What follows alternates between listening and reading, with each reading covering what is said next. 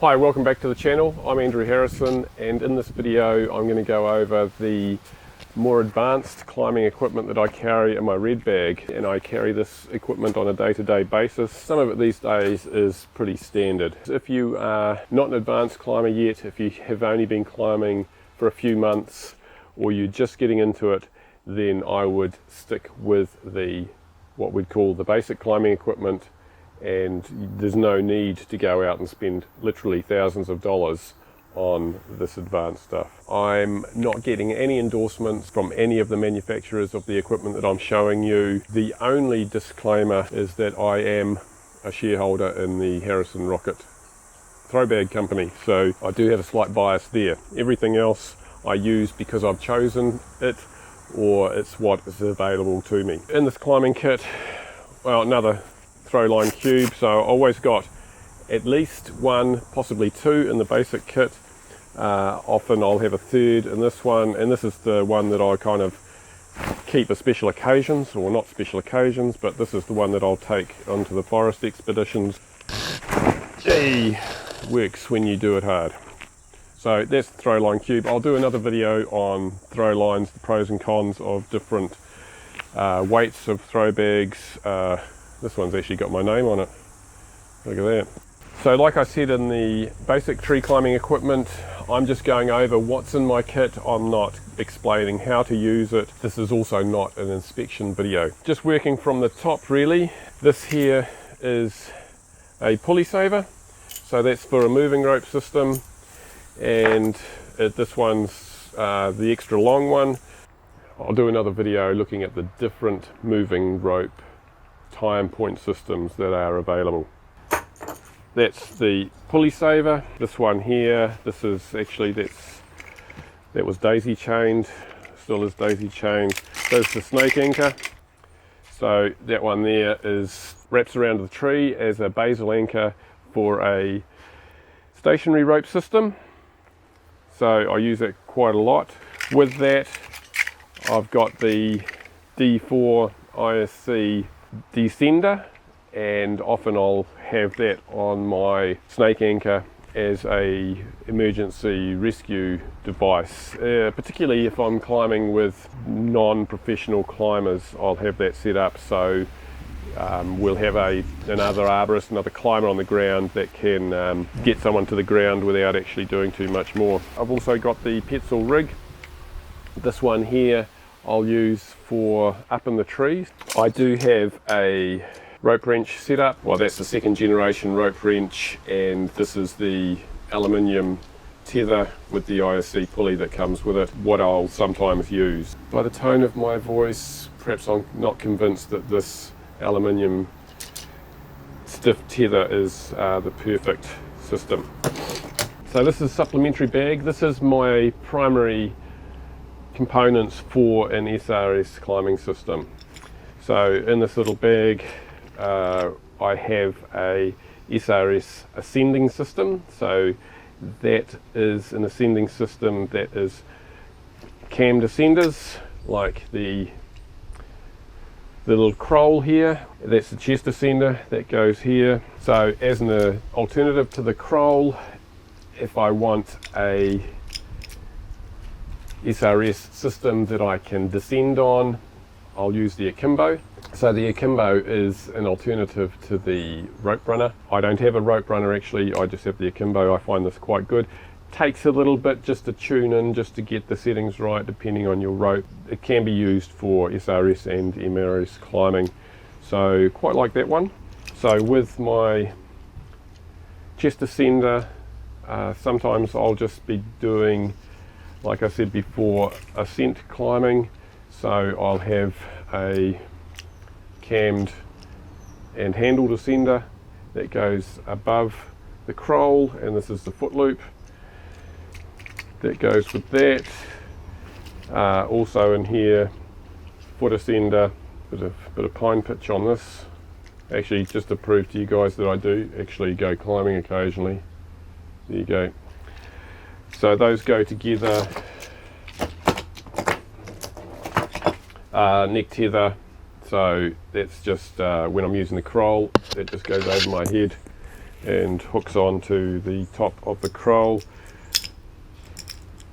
Point to note about the croll, that top attachment is not for life support, it's only just to hold the croll in position.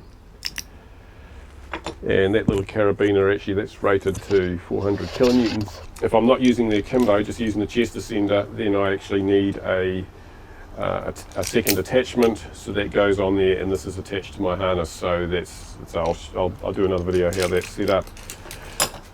If I am climbing on the SRS ascending system without the akimbo, I'll take the Petzl stop. This is a great descender.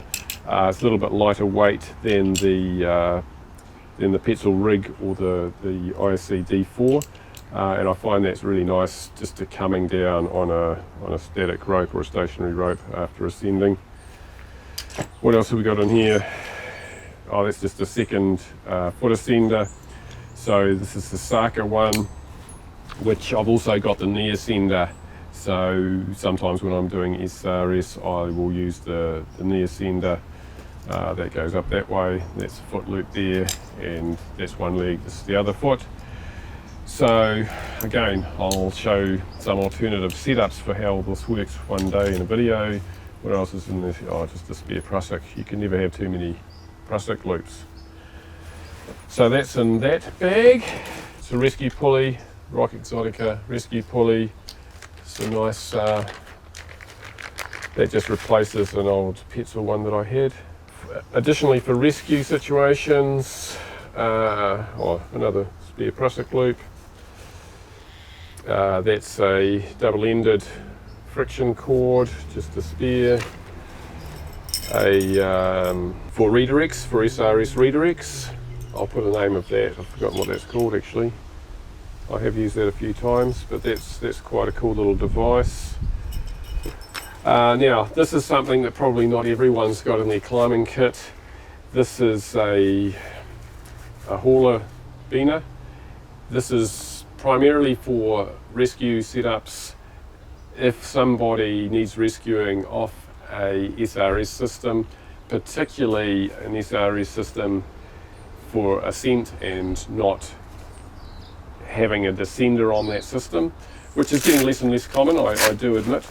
But this one here has got the instructions still in the bag, but basically you can attach one end to the injured climber or the casualty, and the other end to your own climbing system or onto your harness, and then you pull this one here and you've got mechanical advantage to lift that casualty off their ascenders, and then you already have another setup. So anyway, I'm probably not going to do a video on that in the near future because that's quite complicated. I think rescue training should be done in a face-to-face sort of manner, because the complexities and the problems that could arise if something's not carried out in the right order, then I'm not going to be inclined to do that in a video situation.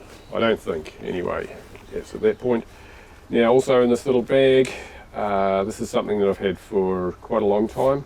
All it is a little grapple, or grapnel some people call it, and that is if I need to. So this is not a climbing device, clearly it's not rated, it's just got that lightweight cord. It's something that I would use if I have to traverse from one tree to another, and I'd use this in combination with a Throwline. So in some of the big native trees in the forests that I climb sometimes, throw a Throwline into the next tree and then use this to retrieve that Throwline to bring it back to me, and then I can pull another rope across or the other end of my rope. Actually, often I'll just use this with the Throwline. I often don't even need this cord. So if you're interested, put a comment below and I'll see if I can knock together a video on how that works.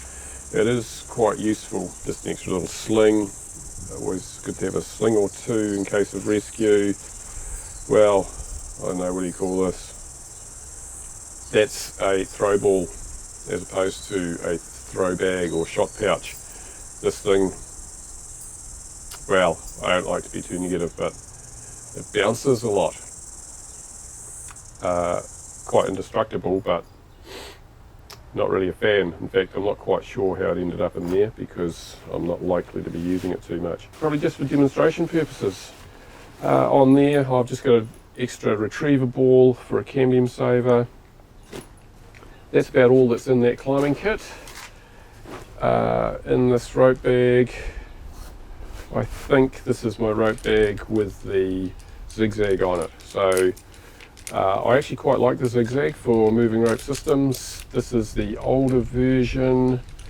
I do have access to the latest version. Yeah, we'll have a look at that some stage too. That's what's in my climbing kit. Now, I do have a few more videos planned that are coming up soon. If it's not been released already, I'm going to do the evolution of friction hitches. I also plan to do a comparison between the zigzag and perhaps other mechanical hitches and friction hitches. What else was I going to do? Well, actually, open to suggestions if you've got. Hey, thanks very much for watching. I enjoy putting these videos together. Hopefully you're enjoying watching them and maybe picking up a tip or two. I do have other equipment that I may show you at some other stage, but that video concludes the main climbing kit that I use on a daily basis. If you remember the basic climbing kit, everything in my blue bag, you can have a look at that in this link up here. If you would like to go right back to the beginning of the basic tree climbing, I might put that up here. If you haven't already subscribed to the channel, please do so. You can do that here, and please leave a comment, and we'll see you in the next one. Be safe.